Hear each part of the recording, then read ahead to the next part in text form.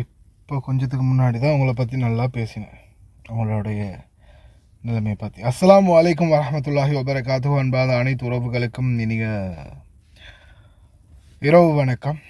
மிக முக்கியமான ஒரு தகவலை மறுபடியும் உங்களுக்கு நான் கொண்டு வந்திருக்கிறேன். இன்றைய தினம் பார்த்தீங்கன்னா ஜோர்டான் கிட்டத்தட்ட 4 ட்ரோன்களை வந்து சுட்டு வீழ்த்தியதாக தெரிவிச்சிருக்கிறாங்க. கிங்டம் ஆஃப் ஜோர்டான், அதே மாதிரி பஹ்ரைன்லையும் தாக்குதல் நடந்திருக்குது, குவைத் நாட்டிலையும் தாக்குதல் நடந்திருக்குது. இன்றைய தினம் 22ஆம் திகதியும். அதே போல் பார்த்தீங்கன்னா மிக முக்கியமான ஒரு தகவல், வீடியோக்குள்ளே போகிறதுக்கு முன்னாடி இதை பார்த்துட்டு போயிடலாம். நான் சொன்னேன்ல, ஈரானில் மக்கள் ஒரு மாதிரி, ஐஆர்ஜிசி ஒரு மாதிரி, அரசாங்கம் இந்த பாருங்கள் بنادر عباس لا زنجیره انسانی مردم هست در ساحل خلیج فارس. இது எங்கன்னா பினதர் அப்பாஸ்ல எல்லாரும் கொடியை ஏந்திக்கிட்டு வந்து ரோட்டில் நிற்கிறாங்க. பவர் ஸ்டேஷனுக்கு அடித்தா, அதுக்கு அடித்தா, இதுக்கு அடித்தா நாங்கள் வந்து இப்படியே தான் இருப்போம், எங்களையும் சேர்த்து அடிங்க அப்படின்னு. அதாவது சோல்ஜர்ஸ் இறந்ததுக்கு அமெரிக்கா பழிவாங்க போகிறோம் அப்படின்னு சொன்னாங்க. ஆனால் ஈரான் என்ன சொல்கிறாங்க, ஈரான் மக்கள் என்ன சொல்கிறாங்கன்னா, அமெரிக்காவோட நீங்கள் சரண்டருக்கு போகக்கூடாது, எங்களுடைய பாடசாலை மாணவர்கள்லேருந்து பலரையுமே கொண்டிருக்காங்க, குழந்தை பிள்ளைங்கள்ட்ட கூட பார்க்காம பலரையும் கொண்டிருக்கிறாங்க, அவங்களுக்கு மன்னிப்பே காட்டக்கூடாது. அதே மாதிரி எந்த எந்த காரணத்து கொண்டும் எங்களுடைய உச்ச தலைவர் ஆயத்துல்லா அலி கமேனியை கொண்டவங்களுக்கு தண்டனை வழங்கி ஆகணும், மன்னிப்பு கொடுக்கவே கூடாது அப்படின்ற ஒத்த முடிவில் அவங்க இருக்கிறாங்க. சரியா? இப்போ அடுத்த தகவல் என்னன்னு பார்த்தீங்கன்னா, இந்த சூழலில் ஈராக் நாட்டில் முக்கியமான ஒரு ஆளை பிடிச்சிருக்கிறாங்க. என்னன்னு பார்த்தீங்கன்னா, ட்ரோன் மேனுஃபேக்சர். ஈராக்கில் இருந்து ட்ரோனை தயாரித்து, இந்த தீவிரவாத ட்ரோன் இருக்கு இல்லையா, தாக்குற ட்ரோன், அதை தயாரித்து அதை அனுப்புகிறாங்க.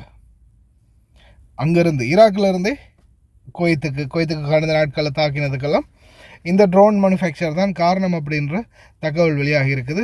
ஈராக் அத்தாரிட்டி டைரெக்டாக போய் பிடிச்சிருக்கிறாங்க. இந்த வீடியோஸ்களை வந்து என்னால் போட முடியாது, ஏன்னா சில டைமில் அவங்களுடைய சேனலுக்கு காப்பிரைட் சாங்ஸ் இருக்கலாம், அதனால் வீடியோ இதில் போட முடியாது. அதனால் நான் உங்களுக்கு வீடியோவாக காட்டுறேன் பாருங்கள்.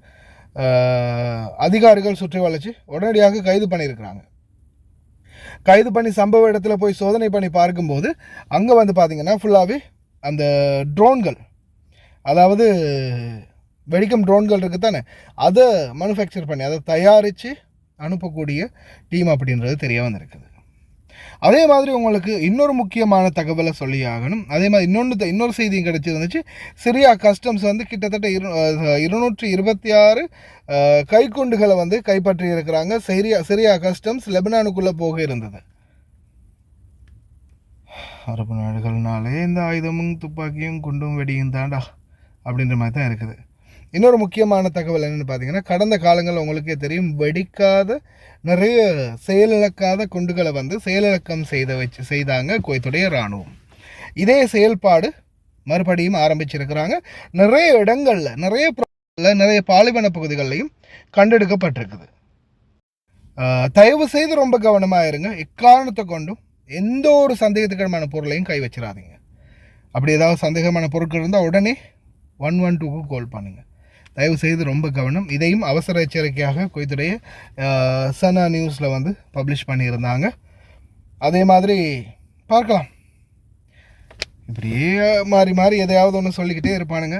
இன்னும் ஒன்றும் முடிஞ்ச பாடு இல்லை. அந்த வீடியோ காட்சி இருக்குது, நான் கடைசியில் அட்டாச் பண்ணுறேன், பாருங்கள். இந்த மாதிரியான சந்தேகத்துக்கிடமான பொருட்கள் ஏதாவது கண்டிங்கன்னா தயவு செய்து 112க்கு கால் பண்ணுங்கள்.